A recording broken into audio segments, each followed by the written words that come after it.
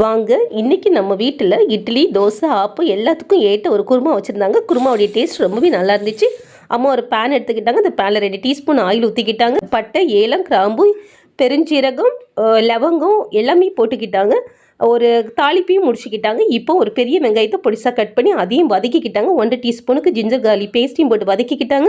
ஒரு பெரிய தக்காளி பழத்தையும் போட்டு அதில் வதக்கிக்கிட்டாங்க. இப்போ எல்லாம் நல்லா வதங்கின உடனே தேவையான அளவுக்கு உப்பு போட்டுக்கிட்டாங்க. ஒரு 1/4 டீஸ்பூனுக்கு மஞ்சள் பொடியும், 1/2 டீஸ்பூனுக்கு வத்தல் பொடியும், 1/2 டீஸ்பூனுக்கு மல்லிப்பொடியும் போட்டு நல்லாவே கறி விட்டுக்கிட்டாங்க. இப்போ மசாலா நல்லா பிடிச்ச உடனே கொஞ்சம் தண்ணி ஊற்றி அதெல்லாம் வேக விட்டுட்டாங்க. இப்போ ஒரு மிக்சி ஜாரில் தேவையான அளவுக்கு தேங்காய் எடுத்துக்கிட்டாங்க. அதில் கொஞ்சம் பெருஞ்சீரகத்தையும் போட்டு நல்லாவே கிரைண்ட் பண்ணி தேங்காய் பாலை எடுத்து வச்சுக்கிட்டாங்க. இப்போ எல்லா தண்ணியும் வற்றின உடனே தேங்காய் பாலையும் அதில் ஊற்றி மறுபடியும் வேக விட்டுட்டாங்க. இப்போ தேங்காய் பால் நல்லா வற்றின உடனே மேலே கொஞ்சம் எலுமிச்சம்பழ சாறையும் புழிஞ்சு ஊற்றி மல்லியலையும் தூவிட்டாங்க. நம்ம வீட்டில் இன்னைக்கு ஆப்பந்தான், அதுக்கு தான் இந்த குருமா நல்லாவே இருந்துச்சு. செய்து பாருங்கள். உங்களுடைய கமெண்ட் பாக்ஸில் கொடுங்க. பாய்.